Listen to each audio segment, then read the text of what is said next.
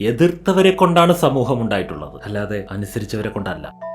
നിങ്ങൾ ഇന്നീ കാണുന്ന നബി പരമ്പരകൾ, ഋഷി പരമ്പരകൾ, സന്യാസി പരമ്പരകൾ, സാമൂഹ്യ പരിഷ്കർത്താക്കൾ, ഇവരൊക്കെ സമൂഹത്തെ അനുസരിച്ചവരാണോ? അന്നത്തെ സമൂഹത്തെ അവർ ധിക്കരിച്ചിട്ടുണ്ട്.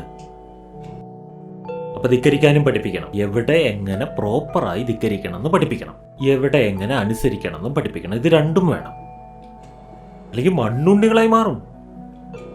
ഒരു മുതിർന്ന മനുഷ്യനെ അബ്യൂസ് ചെയ്താലോ ഈ പയ്യനെ എന്ത് പറയുന്നു? ഈ മനുഷ്യനെ മീശയും താടിയുടെയും വലിപ്പം നോക്കിയിട്ടല്ല ആളെ തീരുമാനിക്കേണ്ടത്, വയസ്സ് നോക്കിയിട്ടല്ല, പറയുന്ന വിഷയം നോക്കിയിട്ടാണ്.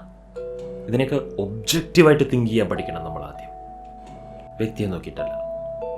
പറയുന്നത് നിന്റെ അച്ചച്ചനാണെങ്കിലും നിനക്ക് എതിർക്കാം, പറയുന്നത് ശരിയല്ല എന്ന് ഉറപ്പുണ്ടെങ്കിൽ. അച്ചച്ചൻ പറയുന്നത് 60-70 കൊല്ലം പഴയ ന്യായമായിരിക്കും, ഇന്നത്തെ കാലത്ത് അത് പോസിബിൾ ആയിരിക്കില്ല. ചിന്തിച്ചു നോക്കിയേ. അപ്പോൾ ഈ 13 വയസ്സിന് മുമ്പുള്ള കുട്ടികൾക്ക് ട്രെയിനിങ് കൊടുക്കുമ്പോൾ വളരെയധികം സൂക്ഷിക്കണം.